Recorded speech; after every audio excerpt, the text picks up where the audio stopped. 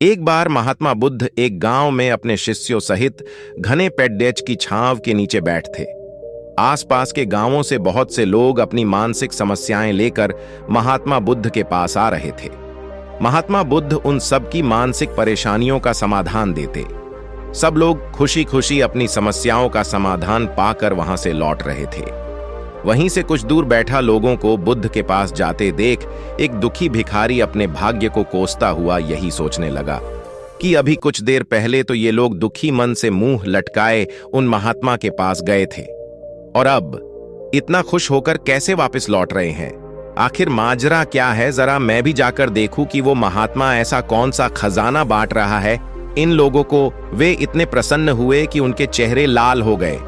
जब वो दुख भिखारी कुछ नजदीक गया तो उसने देखा कि ये महात्मा तो लोगों को प्रवचन देकर लोगों के दुख का निवारण कर रहे हैं।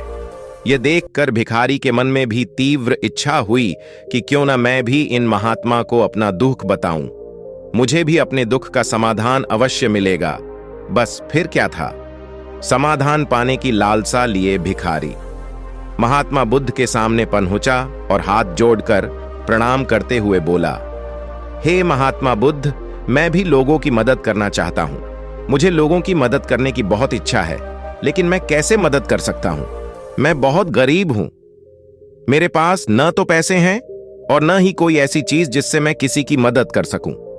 मैं कोशिश करने पर भी किसी की मदद नहीं कर सकता। मुझे भगवान ने इतना गरीब क्यों बनाया? हे महात्मा, मुझ पर कुछ कृपा करो। इतना बोलते हुए भिखारी रोने लगा। महात्मा बुद्ध बोले, आप बहुत अज्ञानी हैं, क्योंकि आप अभी तक इस भ्रम में जी रहे हो कि तुम्हारे पास कुछ नहीं, जबकि दूसरों को कुछ देने के लिए तुम्हारे पास बहुत कुछ है। तुम बिना धन और वस्तु के भी दूसरों की मदद कर सकते हो। तुम्हारे पास जुबान है जिससे तुम मीठे शब्द बोलकर किसी के दुखी चेहरे पर मुस्कान ला सकते हो। इन्हीं शब्दों की ताकत से तुम किसी के भी टूटते हौसलों को फिर से मजबूत कर सकते हो। इन शब्दों की शक्ति से आप किसी के भी मन में सकारात्मक विचारधारा के बीज बो सकते हैं और उसे गलत रास्ते पर जाने से रोक सकते हैं। तुम्हारे दो हाथों से किसी भी कमजोर या लाचार व्यक्ति की सहायता कर सकते हो। आपके दो आंखें किसी अंधे को रास्ता दिखा सकते हैं। तुम किसी के लिए दुआ कर सकते हो। यह हो सकता है कि उनके बुरे काम फिर से हो जाएं। आप किसी के अच्छे स्वास्थ्य की कामना कर सकते हैं, लेकिन अज्ञानतावश तुम अब तक इस बात को समझ नहीं पाए और इस भ्रम में अब तक जीते रहे कि तुम्हारे पास मदद करने के लिए कुछ नहीं।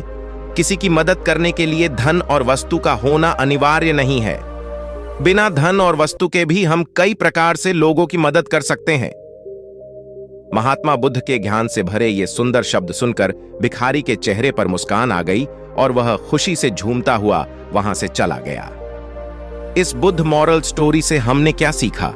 दोस्तों, महात्मा बुद्ध की इन बातों से बहुत कुछ सीखा गया। आजकल बहुत से लोग यह सोचकर दुखी होते हैं कि मेरे पास ये नहीं है, बल्कि जो आपके पास है उसी में संतुष्ट रहना सीखें और बिना मतलब के लोगों की मदद करें। इन्हीं से आपको परम सुख की प्राप्ति होगी। तो दोस्तों, यह बुद्ध की कहानी आपको कैसी लगी जरूर बताना।